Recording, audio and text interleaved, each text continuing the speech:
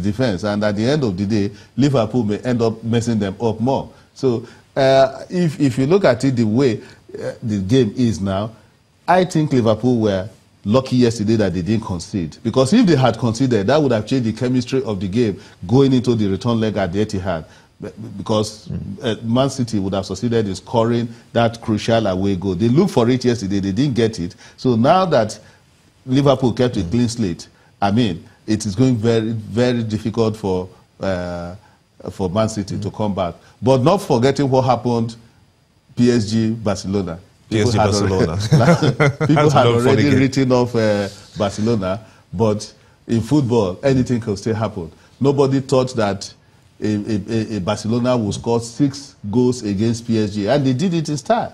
So it's still open anyway. I'm saying I'm putting my money on Liverpool, but in football, you cannot rule out anything. It's always a delight when you see those goals coming through. But Leroy missed that chance for City. Very, very disappointing performance he had. What do you think should be done if the coach were to maybe rearrange his team? Do you think there's a replacement for Leroy? If Pep Guardiola is to rearrange his team. If I were to be in Pep Guardiola's shoes, I won't press the panic button. Because what they did yesterday was, I mean, bad night for them. It happens in football. Rearranging the team now will mean that you are pressing the panic button. If I were to be him, I would tell these boys to get organized, get composed, forget what happened in the first leg, and do approach the game the way they have always done. I mean, if you look at Man City this year, they were the only team that I thought maybe would be able to stop either of Barcelona or Real Madrid, because these are the two teams that on paper you will give it to. Man City is the only other team that will say, oh, they have all it takes.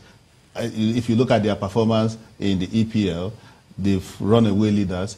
But for Pep Guardiola now to begin to press the panic button ahead of the second leg at Etihad, I don't think that would be a good approach to the game. Do you think that Pep Guardiola was intimidated just before that game started, when we had those scuffles, so many people lined up, Liverpool fans all on the way to the stadium, all lined up, and then having, you know, some... But that is part of the game. Some weapons he will just... Exactly, that is part of the game. That is where we talk about fans being the 12th player.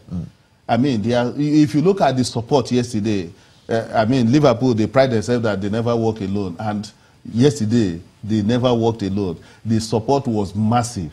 For a team to do well, you must have the right support. And don't forget that that was the same thing that helped Barcelona last year against PSG.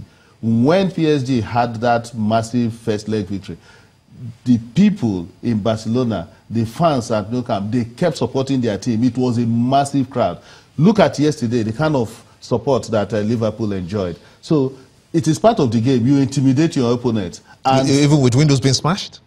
Well, that is, they've apologized anyway. Football should be violent-free, no doubt about that. But when you talk about support, it is part of the game. And when you have your supporters behind you as the 12th player for you, it brings out the best in any team.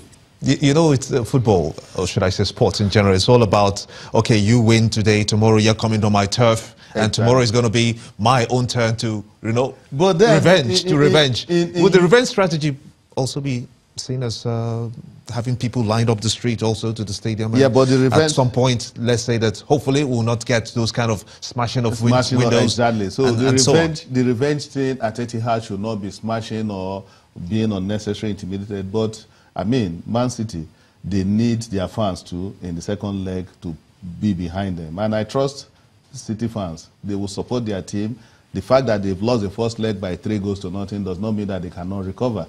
I mean, fine, I'm putting my money on Liverpool, but you still need to put your fingers crossed. Anything can still happen in the return leg. I hope you'll be putting your money as much as you're putting for Liverpool, for the Nigeria Super Eagles, when we're going for the World Cup too. Yes, I told you that, yes, I can put my money on the fact that we'll cross the first round. But not get into the finals. I don't know about getting to the finals. Well, we have the players. We're talking about Liverpool, Man City performing yesterday. We're talking about Sadio Mane. We're talking about Salah. Today in the Europa Cup, we equally see our two players. I mean, Alex Musa doing it for CSK Moscow and Arsenal's Alex Iwobi. So two Nigerians will be facing each other. We equally have our big boys. So I can assure you that we will do well too in Russia. I'm also optimistic, you know, because a lot of people have, we've had a guest here who said that we're going to get to the finals and possibly we're going to even get the cup back home. But I don't know what to say about that. I want to align with him, but let him lead, then I'll follow behind. Just so that when the Salvos start coming in, they hit him first and not me. But if we have to come back to Liverpool and Man City and how they've performed so far, how much more can we say about how the improvement of football especially can be as a lesson to learn for aspiring footballers on the African continent? Well, if you look at it, the EPL, the razzmatazz that goes with it, was what made the game tick yesterday. If you look at that yesterday's game, nobody was talking about Barcelona-Roma any longer. The focus was on...